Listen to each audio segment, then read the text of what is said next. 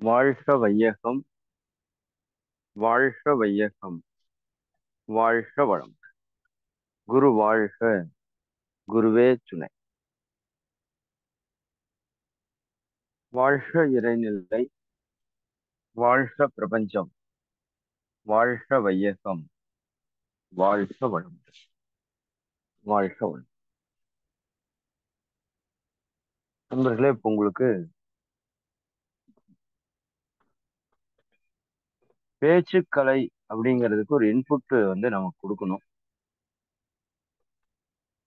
அதாவது பேச்சுக்கலை பற்றி நம்ம நேற்று உங்ககிட்ட பிளான் பண்ண சொல்லியிருக்கிறோம். எல்லாருமே தயாராயிட்டு இருப்பீங்கன்னு நினைக்கிறேன். அதற்கான ஒரு இன்புட் மட்டும் நம்ம இன்னைக்கு உங்களுக்கு கொடுத்துடலாம். ஒரு பேச்சு அப்படிங்கிறது எப்படி இருக்கணும்? ஆசிரியர் பணியில முக்கியமான பணி இதுன்னு நம்ம பிளான் பண்ணியிருக்கிறோம். அப்ப ஒரு பேச்சு எப்படி இருக்கணும்னு தெரிஞ்சா நீங்க அதுக்கு தகுந்த மாதிரி உங்களோடது தயார் பண்ணுவீங்க அப்படிங்கிறதுக்காக இந்த ஒரு வகுப்பு நம்ம திட்டமிடுறோம்னு வச்சுக்கோங்களேன்.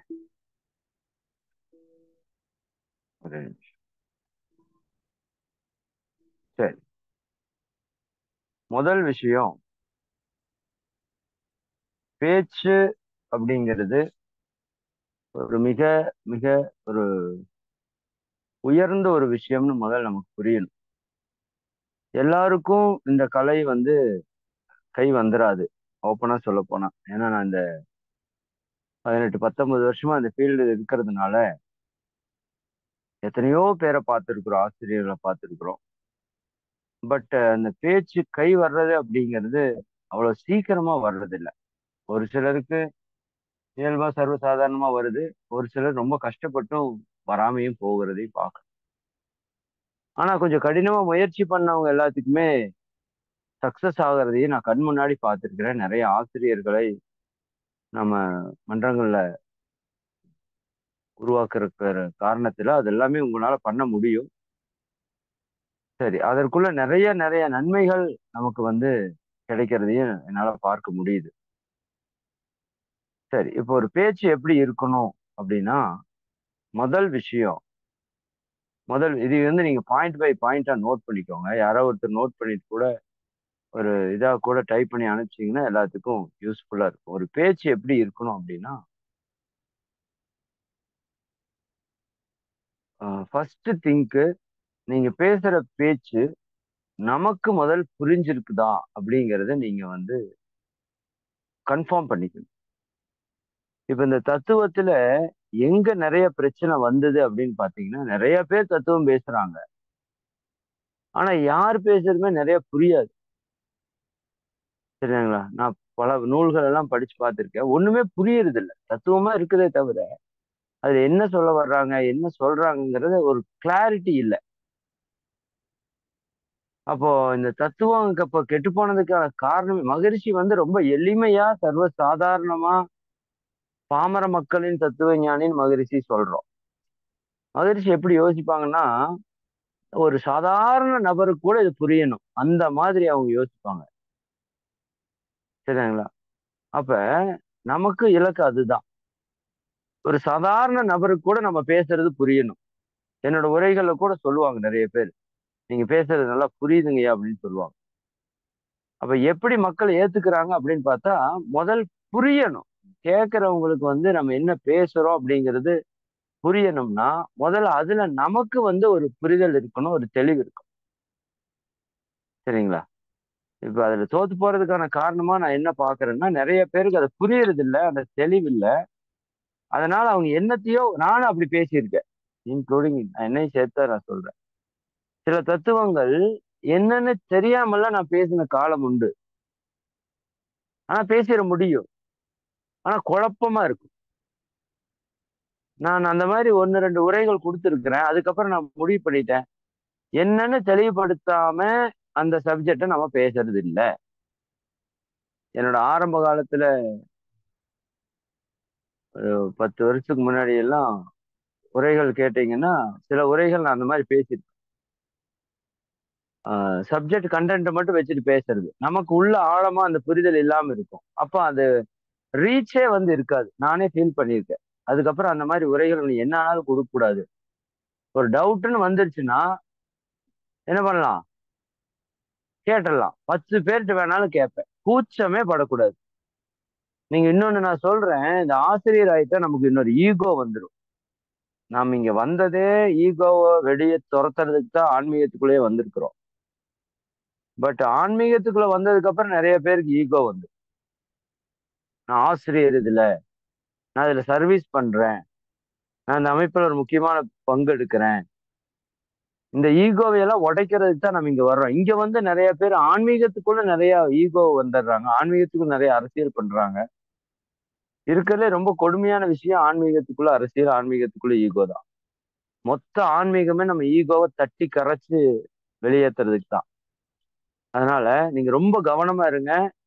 ஒரு ஆசிரியருடைய ஃபர்ஸ்ட் குவாலிஃபிகேஷன் என்ன அப்படின்னு கேட்டாங்கன்னா, நான் உங்களுக்கு முதல்லயே சொல்லியிருக்கிறேன். டாய்லெட் கழுவணும். என்னை பொறுத்த வரைக்கும் நான் சொல்றேன். நான் போய் எந்த இடத்துலயே இருந்தாலும், ஒரு சர்வீஸ் பண்ற இடத்துல யாரும் சொல்லாம அங்க இருக்கிற டாய்லெட்டை நான் போய் கழுவிட்டேன் அப்படின்னா, அது வந்து ஃபர்ஸ்ட் தகுதி. சரிதானுங்களா? இன்னொன்னு நான் முதல்ல சொல்லிட்டு இருந்தேன். அது ஸ்பீச்ல எல்லாம் சொல்றது இல்ல. பிக்ஷை எடுக்கிறதுன்னு சொல்லுவேன் என்னோட இதுல. சரிதானுங்களா? ஏன்னா எல்லா ஈகோவும் உடைஞ்சு ஒரு கையை ஒருத்தட்ட நீட்டுறது வந்து அவ்வளவு சாதாரணமான விஷயம் அல்ல. நம்ம முன்னோர்கள் பிச்சை எடுத்து சாப்பிட்டாங்க, மகான்கள் பிச்சை எடுத்து சாப்பிட்டாங்கன்னு சொல்றது வந்து, அது அது எப்படின்னா, அது ரொம்ப ஒரு பெரிய விஷயம். சரிதானுங்களா? எல்லா ஈகோ ஆணவத்தையும் உடைச்சு தான் நீங்க கையை நீட்ட முடியும். இல்லாட்டி கையை நீட்ட முடியாது. சரிங்களா? அப்போ அதை பத்தி நீங்க யோசிக்க வேண்டாம். நான் பொதுவா என்ன சொல்றேன்னா, ஒரு ஆசிரியருக்கான தகுதி வந்து நல்லா பேசுறது மட்டுமல்ல. சரிங்களா? அந்த எளிமையிலே எளிமை. நம்மளை பார்த்தா ஆசிரியர்னே தெரியக்கூடாது. மகரிஷி எல்லாம் முதல்ல வந்தாங்கன்னா, இவர் ஏதோ சும்மா இப்ப கேட்கறதுக்கு வந்திருக்காருன்னு நினைச்சுக்கோங்களாம். அப்புறம் அவர் மேடையில போய் உட்காரப்பதான், ஓ இவர் பேசுறதுக்கு வந்திருக்காருன்னே தெரியுமாம். அந்த சாதாரண மனிதனுக்கும் அவருக்கும் வித்தியாசமே இருக்காது.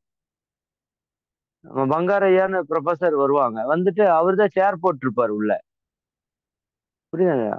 மிகச்சிறந்த பேராசிரியர் உள்ள வருவாரு. அவர் புதுசா வந்தவங்களுக்கு அவர் யாருன்னே தெரியாது. சேரை போட்டு எல்லாரும் தவமெல்லாம் நடத்திட்டு இருப்பாங்க. உட்கார்ந்து தவமெல்லாம் பண்ணிட்டு இருப்பாரு. சர்வீஸ் பண்ணிட்டு இருப்பாரு. அவர் மேடை கூப்பிட்டா அங்கிருந்து வருவார். எல்லாரும் அப்படியே வாயை திறந்துட்டு பாக்குற மாதிரி இருக்கும். ஏன்னா உண்மையாலுமே அதுதான் வந்து ஒரு உயர்ந்த நிலை நான் நினைக்கிறேன். அது இப்ப நம்ம எல்லாருக்குமே இருக்கும். இப்ப போய் ஒரு இடத்துல சர்வீஸ் பண்ற இடத்துல சேர் போட சொன்னா நம்ம போட்டுருவோம். சரிங்களா? இன்க்ளூடிங் பாத்ரூம் கழுவுனா கூட கழுவிடுவோம். சரிங்களா? ஆனா நம்ம ஒரு ஆசிரியர் ஆயிட்டதுக்கு அப்புறம் நம்ம ஈகோ வந்து விடாது. இப்ப எப்படி ஒரு பணக்காரங்க ஒரு சிலர் வந்து அந்த ஈகோ விடாது அவங்கள. எல்லாரையும் நான் சொல்ல, சர்வீஸ் பண்ணவங்க இருக்காங்க. பட் அவங்க பணம், பொருள், உதவி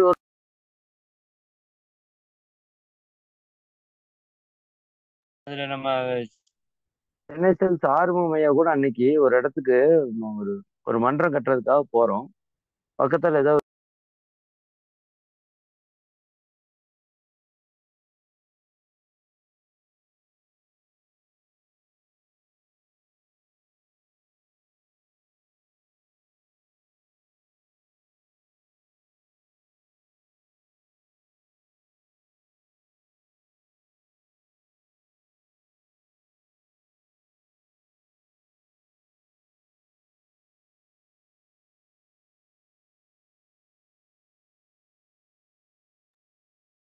மன்னிக்கணும்.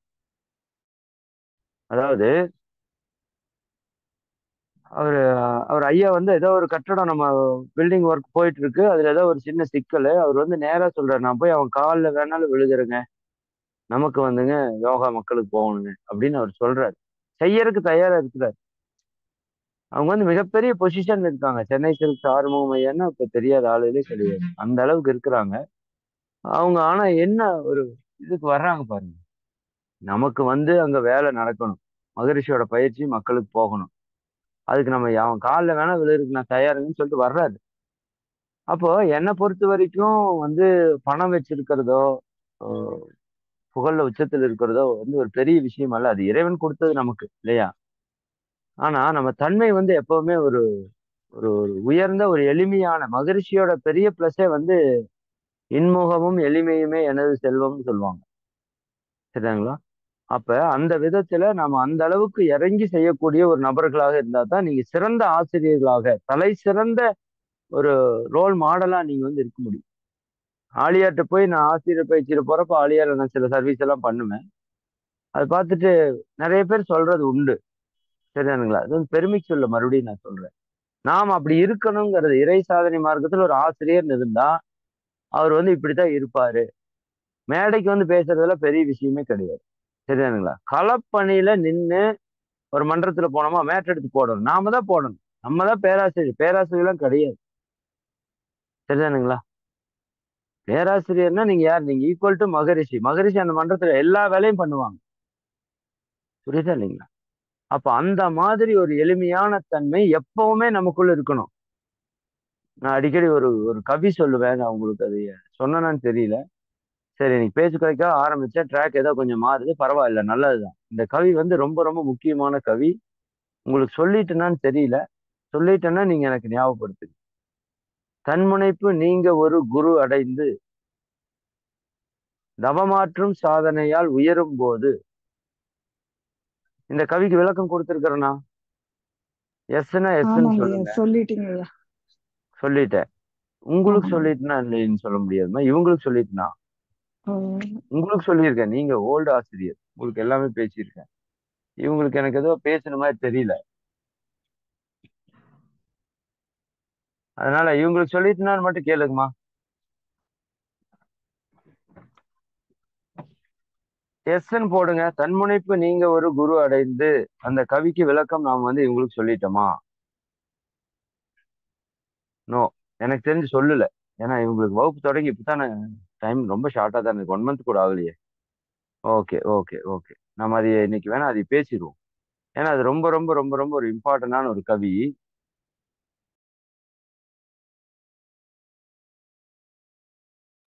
சரி, அந்த கவிக்கான விளக்கமாவே இன்னைக்கு இருக்கட்டும், ஒரு 15 நிமிஷம்.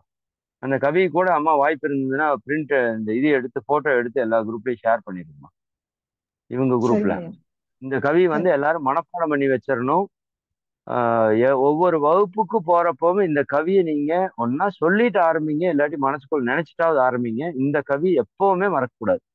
ஒரு ஆசிரியர்னா நம்ம மேடையில போய் உட்கார்றோம் அப்படின்னா நம்மளோட அந்த ஈகோவை உடைக்கிறதுக்கான ஒரு கவின்னு கூட இந்த கவியை நீங்க வச்சுக்கோங்க. சரிதானுங்களா? எப்பவுமே இந்த கவியை நீங்க சொல்லிட்டாலும் நல்லதுதான். பணிவு அப்படிங்கிற ஒரு தன்மை நமக்கு இயல்பா வந்துடும். அதாவது மகரிஷி என்ன சொல்லுவாங்கன்னா, தன்முனைப்பு நீங்க ஒரு குரு அடைந்து. ஒரு குருவை நம்ம எதுக்காக போய் அடையிறோம் அப்படின்னா, நம்முடைய தன்முனைப்பு அப்படிங்கிற அந்த ஆணவம், தான்கிற ஆணவம், தனதுங்கிற அந்த பொருள் பற்று, அதிகாரப்பற்று, இது எல்லாம் தான் நம்மளை வந்து போட்டு ஆட்டி படைக்குது.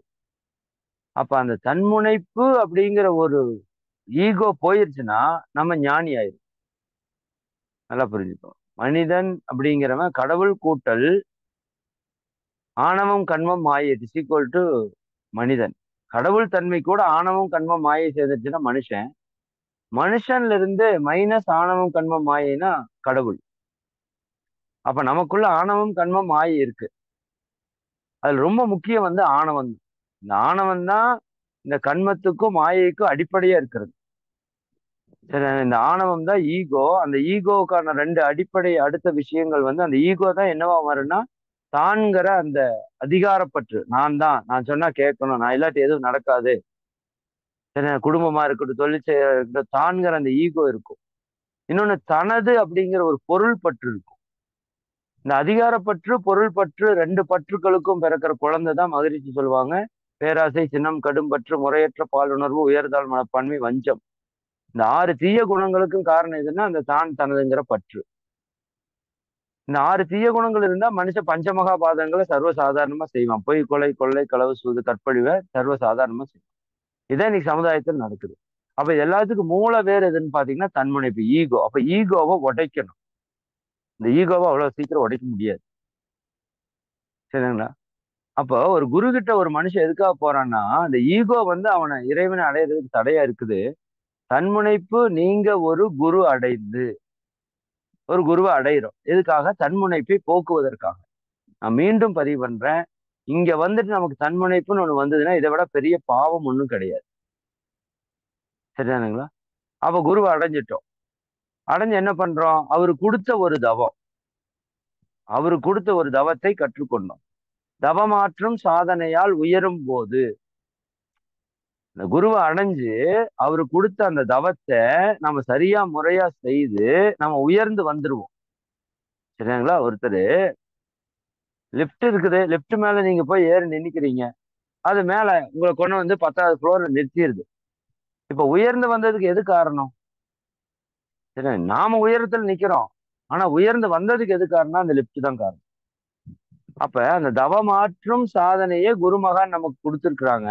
அது நம்ம சாதனையை சரியா பண்ணோம்னா நம்ம உயர்ந்து வருவோம். தவமாற்றும் சாதனையால் உயரும் போது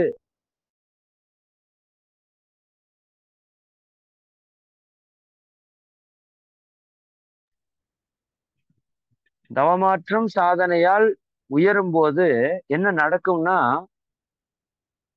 நன்முனைப்பால் நன்முனைப்பாம் அருள் தொண்டால் நலம் காண்போர்கள். நீங்க இப்படி செஞ்சீங்க அப்படின்னா, தவம் நல்லா செஞ்சு, நல்லா பயிற்சி நல்லா செஞ்சு உயர்ந்து வந்தீங்கன்னா உங்களுக்கு என்ன வந்துரும்னா, இந்த உலக மக்கள் எல்லாருக்கும் நல்லது செய்யணும் அப்படிங்கிற ஒரு எண்ணம் இயல்பாவே வந்துடும். அது எப்பேற்பட்ட கருமியா இருந்தாலும், கஞ்சனா இருந்தாலும், சுயநலமா இருக்கிறவனா இருந்தாலும், அவன் தவத்திலேன்னு ஒருத்தன் பிராக்டிஸ் பண்ணி தத்துவத்துக்குள்ள வந்துட்டான்னா அவன் தெளிவாயிருவான். இந்த வாழ்க்கை ஒண்ணுமே கிடையாது, சும்மா வந்துட்டு போற இந்த பூமியில எத்தனையோ பேருடைய உழைப்பை எடுத்திருக்கிறோம், அப்ப எல்லாத்துக்கும் திருப்பி கொடுக்கணும் அப்படிங்கிற எண்ணம் இயல்பா வந்துடும் தவம் பண்றவங்களுக்கு, இந்த தத்துவத்தை கேட்கறவங்களுக்கு. ஏன்னா ஒண்ணுமே கிடையாது வாழ்க்கையில். என்னத்தை விட்டுட்டு போறோம்? ஒண்ணும் விட்டுட்டு போறது என்ன, எது எடுத்துட்டு போறது இல்லை.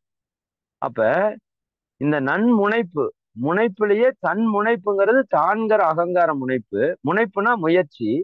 இது நல் முனைப்பு. நல்லதா நாம ஒரு முயற்சி நன்முனைப்பால், சரியானுங்களா, நாம எல்லாருக்கும் நல்லது செய்யறதுக்கு ஆரம்பிப்போம். தன்முனைப்பு நீங்க ஒரு குரு அடைந்து தவமாற்றும் சாதனையால் உயரும் போது நன்முனைப்பாம் அருள் தொண்டால் நலம் காண்பவர்கள். நமக்கு நல்ல ஒரு எண்ணம் வரும், இந்த மக்களுக்கு நல்லது செய்யணும், அருள் தொண்டாற்றணும், உடற்பயிற்சி சொல்லி கொடுக்கணும், தியானம் சொல்லி கொடுக்கணும், பயிற்சி கொண்டு போய் கொடுக்கணும். நன்முனைப்பாம் அருள் தொண்டால் நீங்க எல்லாரும் சர்வீஸ் பண்றதுக்கு ஆரம்பிச்சிருவீங்களா? இதுல நிறைய பேர் பயனடைவாங்க. எனக்கு கொடுவை அறிவிச்சிரு கோயில்ல ஒரு பெரியவர், ஒரு 70 வயசு இருக்கு, காலில் விழுந்துட்டார். எத்தனை 10 வருஷத்துக்கு முன்னாடி. எனக்கு அப்ப வயசு 29 வயசு. காலில் விழுந்தாருன்னா எப்படி இருக்கு பாருங்க. அவர் என்னவோ நானே இந்த தத்துவத்தை டெவலப் பண்ணி கிரியேட் பண்ணி கொண்டாந்து சொன்ன மாதிரி நினைச்சிட்டாரு. நம்ம மக்கள் அப்படி நினைச்சுக்குவாங்க. புரியுதானே? நான் போய் ஒரு இடத்துல ஒரு ஸ்பீச் கொடுக்குறேன், நீங்களே அப்படிதான் நிறைய பேர் நினைச்சிட்டு இருப்பீங்க. மதனையா பயங்கரமா பேசுறாருப்பா, சரிதானுங்களா? இது எப்பவுமே இது மனசுலயே வைக்காதீங்க. இது ஒரு தப்பான ஒரு ஒரு கண்ணோட்டம். ஆக்சுவலா மதனையா இப்படி பேசுறாருன்னா அதுக்கு என்ன காரணம்னா, மகரிஷி நிறைய ஃபீடு பண்ணியிருக்காங்க, நிறைய ஆசிரியர்கள் நிறைய ஃபீடு பண்ணியிருக்கிறாங்க, சரிதானுங்களா? அதையும் நான் உங்ககிட்ட சொல்லிட்டு இருக்கிறேன். என்னோட புரிதல் உங்ககிட்ட ஷேர் பண்ணி, இது என்னோடது அல்ல, இது இறைவனுடையது, குருவுடையது. சரிங்களா? இதுல நான் நல்லா பேசுறேன்னு எனக்கு ஒரு பேர் வருதுன்னா அது குருவுடையது. நான் அடிக்கடி சொல்லுவேன். அதாவது ஒரு மைக் இருக்கு, சரிங்களா? இப்ப நீங்க ஒரு ஜூம்ல நீங்க கேட்டுருக்கீங்க. இப்ப ஜூம்ல இருந்து ஒரு வாய்ஸ் உங்க காதுல விழுந்துட்டு இருக்கு. இப்ப வாய்ஸ் ரொம்ப நல்லா இருக்கு. நீங்க யாரை பாராட்டுவீங்க? மதன்குமாரை பாராட்டுவீங்களா, ஜூமை பாராட்டுவீங்களா? ஜூம் என்ன ஒரு ஸ்பீச் கொடுக்குது இந்த ஜூம், அப்படியே பாராட்டுவீங்க? அப்படி பாராட்ட மாட்டோம். ஒரு மைக் செட் வச்சிருக்கீங்க, மைக் செட்ல நீங்க பேசிட்டு இருக்கீங்க, நீங்க பேசுற பேச்சு மைக் வழியா போய் ஸ்பீக்கர் வழியா எல்லாத்துக்கும் கேட்குது. எல்லாரும் எல்லாரும் போய் அந்த ஸ்பீக்கர்கிட்ட நின்று, என்ன ஒரு ஸ்பீக்கர், நீ என்ன இந்த மாதிரி எல்லாம் பேசுறிய, என்ன மைக் நீ அப்படியே சொல்ல போறீங்க? மதன்குமாரை பாராட்டுவீங்க. அதையே இன்னும் கொஞ்சம் ஆழ்ந்து யோசிங்க. மதன்குமாருங்கிறவர் ஒரு நடுவுல இருக்கிற ஒரு மைக்கு, ஒரு ஜூம், ஒரு ஸ்பீக்கர். அவருக்கு முன்னாடி ஒண்ணு இருக்கு பாருங்க, அதுதான் குரு, அதுதான் இறை, அதுதான் இயற்கை. அது என்னை ஒரு கருவியா பயன்படுத்தி இந்த விஷயத்த சொல்ல வைக்குது, அவ்வளவுதான். அதனாலதான் சொன்னாங்க எல்லா புகழும் இறைவனுக்கு அப்படிங்கிறது. இதுல ஏதாவது தப்பு வந்தா அது முழுக்க முழுக்க நாம் பொறுப்பா இருக்கலாம், அதுல மாற்று கருத்து இல்லை. ஆனா நல்லது வருது அப்படின்னா அது முழுக்க முழுக்க மகான்கள், இறைவன், இயற்கை, பிரபஞ்சத்தோட பொறுப்பு. அதை என்னை ஒரு கருவியாக்கி இந்த வேலையை செய்ய வைக்குது. அப்ப நன்முனைப்பாம் அருள் தொண்டால் அந்த அருள் தொண்டு நீங்க செய்வீங்க, அதுல நலம் காண்பவர்கள் நேரடியா இருப்பாங்க. சரி, அவங்களுக்கு மகிழ்ச்சி தெரியாது. என்கிட்ட கூட ஒரு ஆசிரியர் சொன்னாரு, நான் காலையில எந்திரிச்சோன்னே யாரை வணங்குவேன்னா, என்னை யாரு மன்றத்தில் சேர்த்து விட்டானோ அவரைத்தான் வந்து நான் வணங்குவேங்கன்னு சொல்றாரு. என்னங்க, என் மகரிஷி கூட வணங்க மாட்டேன், மகரிஷியை ரெண்டாவதாக வணங்குவேன். ஏன்னா மகரிஷி இவ்வளவு பரிசு கொடுத்தாலும் எனக்கு மகரிஷி இன்ட்ரடியூஸ் பண்ணது அவரு தானே. எனக்கு அவரு தாங்க கடவுள். அவர் மட்டும் இல்லாட்டி நான் குடிச்சு நாசமா என்னோட குடும்பம் எல்லாம் இன்னைக்கு நடுத்தரவு நின்றுக்கும். அவரால் தான் நான் மன்றத்துக்கு போனேன், அவரால் தான் நான் குடியை நிறுத்தினேன், அவரால் தான் நான் உயர்ந்தேன். எனக்கு முதல் கடவுள் அவர் தாங்க. புரியுதா இல்லைங்களா? இதெல்லாம் சொல்லுவாங்க மக்கள். நம்மளை கூட அப்படி சொல்லுவாங்க, ஐயா உங்களாலதான் எனக்கு வாழ்க்கையே இருக்குது. நிறைய பேர் போன் பண்ணுவாங்க. ஏன்னா நீங்க அப்படி சொன்னீங்க இப்படி, அது எதுவுமே நீங்க வந்து காதுலயே வாங்கக்கூடாது. விஜய் டயலாக் தான். உசுப்பேத்துறவங்கட்டு உம்முன்னு இருக்கணும், கடுப்பேத்துறவங்கட்டு கம்முன்னு இருக்கணும், அப்ப வாழ்க்கை ஜம்முன்னு இருக்குன்னு சொல்லுவாங்க பாத்தீங்களா. அது வந்து ரொம்ப ரொம்ப முக்கியமான விஷயம் அவர் விஜய் சொன்னது. இது வந்து உசுப்பேத்துற மாதிரி தான் இது ஒரு விதத்துல. சரிங்களா? உசுப்பேத்துறதுன்னா டைரக்டா வந்து தூண்டல, இன்டைரக்டா உங்களை தூண்டுறாங்க. ஐயோ உங்க உரை எப்படி தெரியுமா அப்படின்னா நம்மளுக்கு அப்படியே தலையில அப்படியே பால் ஊத்துன மாதிரி ஆச்சு அப்படின்னா நம்ம பெரிய சிக்கல்ல மாட்ட போறோம், ஆப்பு பெருசா வரப்போகுதுன்னு அர்த்தம். அப்படிங்களா? ஓகேங்க, சரி, இதெல்லாம் நம்ம வேலை இன்னும் இல்லைங்க, இறைவனோட வேலை அப்படின்ட்டு நீங்க போயிட்டே இருக்கு. நல்லா இல்லையா, அது வேணா கேட்டு நல்லா இல்லைன்னு சொன்னா உண்மையா இருந்தா சரி பண்ணிக்கோங்க. அதுக்கும் பெருசா கவலைப்பட வேண்டாம். சரிங்களா? கவலைப்பட்டீங்கன்னா நீங்க ஆசிரியர் யாருக்கு தகுதி இல்லைன்னு அர்த்தம். ஏன்னா கவலை ஒழித்தல்ங்கிறது தான் சொல்லி கொடுக்கறதுக்கு தான் நம்ம ஆசிரியராகவே வந்திருக்கிறோம். நமக்கே ஒரு கவலை வந்துடும் நிறைய பேருக்கு. எனக்கு வந்து எக்ஸசைஸ் நான் பண்றது இல்லைங்க, தவம் நான் பண்றது இல்லைங்க, கிளாஸ் அட்டன் பண்ண முடியறது இல்லைங்க, என்னால வந்து நல்லா ஸ்பீச் கொடுக்க முடியலைங்க, நான் இந்த பாட்டு எழுதலீங்க, இந்த அசைன்மெண்ட் எழுதலீங்க. அது ஒரு கவலை. கொடுமையா இருக்கு இதெல்லாம். இதெல்லாம் கடந்து வர்றதுக்கு தான் ஆசிரியர். புரியுதா இல்லைங்களா? இதெல்லாம் ஒரு ஒரு ஒரு ஒரு ஆசிரியர் ஒரு குவாலிபிகேஷன் வைக்கிறதுக்காக இதெல்லாம் நம்ம கூட சேர்த்திட்டு இருக்கோம். இந்த இடத்துல நீங்க எங்கேயுமே டிஸ்டர்ப் ஆகக்கூடாது மன ரீதியா. ஆனா முயற்சி பண்ணணும். சரி, அந்த விதத்துல அருள் தொண்டால் நீங்க பின்னாடி நிறைய அருள் தொண்டு பண்ணுவீங்க. இன்னைக்கே நம்ம நண்பர்கள் நிறைய அருள் தொண்டு பண்றாங்க இதுல. அப்படி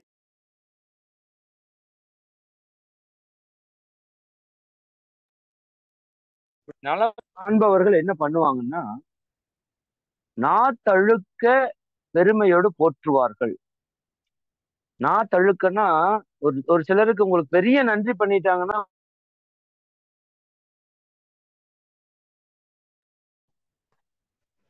கேட்டப்போ உங்களுக்கு ஒரு பெரிய நன்மை, ஏதோ ஒரு பெரிய பிரச்சனையில இருந்து உங்களை காப்பாத்திட்டார் அப்படின்னா உங்களோட பேச்சு எப்படி இருக்கும்? அப்படியே நான் தழுதழுக்க பேசுறாங்க, குரலே வரல, ஐயா ரொம்ப நன்றிங்கய்யா அப்படி சொல்றாங்களா, அந்த மாதிரி சொல்லுவாங்க நிறைய பேர். நான் தான் சொன்னாரு காலையிலேயே வந்து விழுந்துட்டான்னு. நான் தழுக்க பெருமையோடு போற்றுவார்கள். இதெல்லாம் நடக்கும், உங்களுக்கும் நடக்கும், எல்லாருக்குமே நடக்கும். சர்வீஸ் பண்ற எல்லாருக்குமே நடக்கும். கடவுள் மாதிரி பார்ப்பாங்க, நம்மளைத்தான் மகிழ்ச்சியா பார்ப்பாங்க. ஆனா மகிழ்ச்சி என்ன சொல்றாருன்னா, இந்த கவியோட அடுத்த வரி, நாத்தழுக்க பெருமையோடு போற்றுவார்கள். உன் முனைப்பு ஆஹ் நிலவு ஒளி. உன்முனைப்பு இல்லம்மா, உன்முனைப்பு நிலவு ஒளி ரவியால் போல. அது அடுத்த ஆறாவது லைனு. நாத்தழுக்க ஆஹ் பெருமையோடு போற்றுவார்கள். உன் முனைப்பு ஆஹ் நிலவு ஒளி ரவியால் போல் உயர் குருவின் ஒளி என்றே உணர்ந்தடங்கு. இல்லம்மா, 6 லைன் தான் வந்துச்சு, இன்னும் 2 லைன் வரணும். என் என் ஒளியே சிறந்ததினி ரவி ஒளி ஏன் எனக்கு என்று நிலவு என்ன இருளே மிஞ்சும். சூப்பர் சூப்பர்மா, அற்புதம். சரி, அம்மா சொல்லிட்டாங்க, அதான் கவி. அப்ப உன்முனைப்பு, அம்மா அது 5வது லைன் படிங்கம்மா.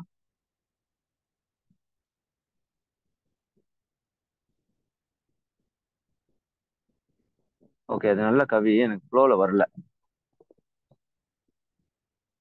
அம்மா அது படிக்கிறீங்களா? 5வது லைன்.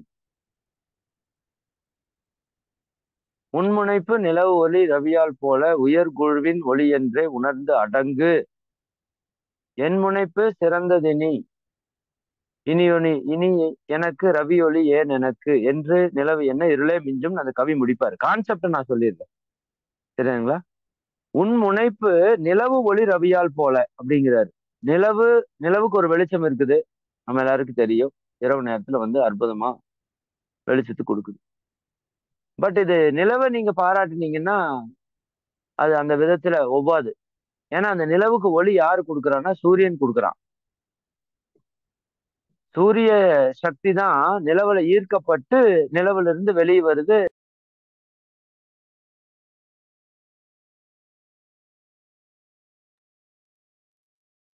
உன் முனைப்பு, உன்னுடைய முனைப்புன்னு ஒண்ணு இருக்கு பாத்தீங்களா? அப்ப நான் ஒரு நன்முனைப்புல ஒரு செயல் செய்யறேன்னு சொன்னேன்ல. இன்னைக்கு ஒரு நம்ம திரை சாதனை மார்க் பில்டிங் பண்றோம். இது ஒரு நல்ல முயற்சி எடுத்து பண்றோம். நம்ம எல்லா அன்பர்களும் சேர்ந்து பண்றோம். அது என்னோட பங்கு இருக்கு, எல்லாரோட பங்கு இருக்கு. இப்ப என்னோட முனைப்பு இதை நம்ம பண்ணிடணும், உலகம் முழுக்க இதை கொண்டு போகணும்னு நான் நினைக்கிறேன் பாத்தீங்களா? உன் முனைப்பு நிலவு ஒளி ரவியால் போல. இது உன்னோட முனைப்பு இல்லப்பா. இது குருமகான்களோட, இறைவனோட, இயற்கையோட, பிரபஞ்சத்தோட ஒரு முனைப்பு. புரியுதா இல்லைங்களா? அவங்களோட நோக்கம். அதுக்கு நீ ஒரு கருவியா இருக்கிற. உன்முனைப்பு நிலவு ஒளி ரவியால் போல. இந்த நிலவுக்குன்னு தனி ஒளி இல்ல. சூரியனுடைய ஒளியை வாங்கி அது பிரகாசிட்டு கிடக்குது. சரிங்களா? உயர் குருவின் ஒளி என்றே உணர்ந்து அடங்கு. இது உன்னோட ஒளி இல்லப்பா. நீ இப்ப பண்ற வேலையெல்லாம் குரு வேதாத்திரி மகரிஷி போன்ற குருமகான்கள் நமக்குள்ள அவங்க செய்ய வேண்டிய சமுதாய செயலை செஞ்சுட்டு இருக்காங்க. நம்ம ஞானம் அடைகிற வரைக்கும் இப்படித்தான் நமக்கு தகுதி. நீங்க ஞானம் அடைஞ்சிட்டா அப்புறம் நீங்க குரு, நீங்க நிறைய பேரை இயக்குவீங்க, அது வேற. பட் நான் ஞானம் அடைகிறது வரைக்கும் என்னோட செயல் எதுவும் கிடையாது. இறைவனுடைய செயல், குரு மகான்களுடைய செயல். வேதாத்திரி மகரிஷி எனக்குள்ள இருந்து இந்த வேலையை இயக்கிட்டு இருக்காரு. இல்லாட்டி இவ்வளவு பெரிய வேலை நடக்காது. மார்ச் 1ஆம் தேதி பில்டிங்கே இல்லைங்க, வெறும் மண்ணு காடு. சரிங்களா? இன்னைக்கு மார்ச் 22ஆம் தேதி இவ்வளவு பெரிய பில்டிங் ஆகுது, இவ்வளவு பெரிய ப்ராசஸ் நடக்குது, இவ்வளவு பேர் நன்கொடை அனுப்புறாங்க, இவ்வளவு மக்கள் ஆதரவு தெரிவிக்கிறாங்க, வாழ்த்துறாங்க. நீங்க இன்னைக்கு 500 பேர் ஜூம்ல ஆசிரியருக்கு போன்றிருக்கீங்க. 80,000 பேருக்கு மேல நம்ம யூடியூப்ல இருக்கிறாங்கன்னா இதெல்லாம் ஒரு மதன்குமாரால செய்யறதுக்கு வாய்ப்பே கிடையாது. சரிதானுங்களா? அப்ப இது யாரோட செயல்னா, இது குரு வேதாத்திரி மகரிஷியோட செயல். அவரோட எண்ணம், அவரோட அழுத்தமான அந்த எண்ணம் உலக மக்கள் எல்லாருக்கும் போகணும் அப்படிங்கிற எண்ணம், அந்த அழுத்த உணர்வு நம்ம குருவோட இணைஞ்சிருக்கிறதுனால நமக்கு உள்ள அது நம்மளை செய்ய வைக்குது. அது சூரிய ஒளி நிலவுக்குள்ள போய் வெளியே வருது இல்லையா? அது மாதிரி குருவோட ஆற்றல் நமக்குள்ள வெளியே போகுது. இப்ப என்னோடதுன்னு இதை எதையும் சொல்ல முடியுமான்னு பாருங்க. உன்முனைப்பு நிலவு ஒளி ரவியால் போல. நிலவினுடைய ஒளி, ரவினா சூரியன், சூரியன்ல இருந்து வர்றது நிலவுக்கு ஒளி இருக்கிறது மாதிரி உனக்கான முனைப்பு குரு கொடுத்தது. உயர் குருவின் ஒளி என்றே உணர்ந்து அடங்கு. அப்படி நீ அடங்கு அப்படின்னு மகரிஷி சொன்னது இங்க ஒண்ணுதான். அடக்கமா இரு, அடங்கி இருப்பா, சவுண்ட் எல்லாம் விடாத, வெளியில தெரியாம இரு. சரிதானா? அதான் செயலை செய்ய, வெளியே காட்டிக்காது.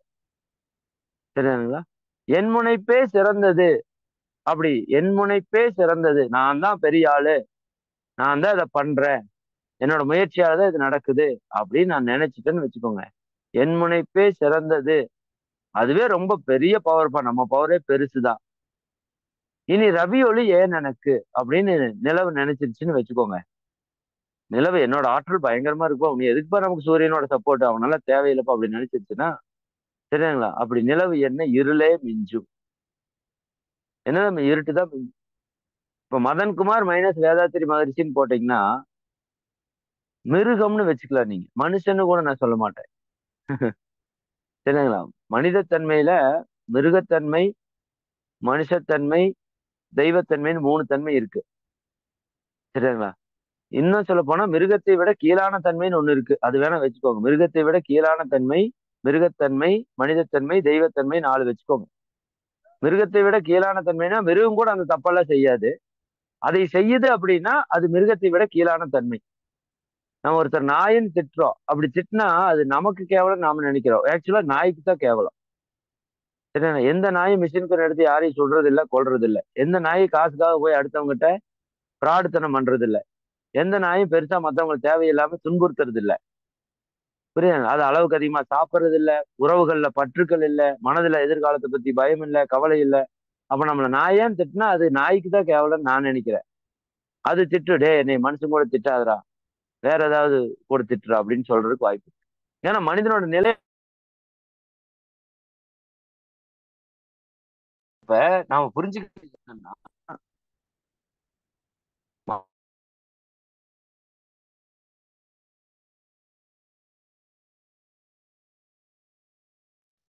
சாரி வந்துட்டே இருக்கு, டிஸ்டர்ப் ஆகுது. ஓகே, இதோட நம்ம நிறைவு பண்ணிக்கலாம். அப்ப மதன்குமார் மைனஸ்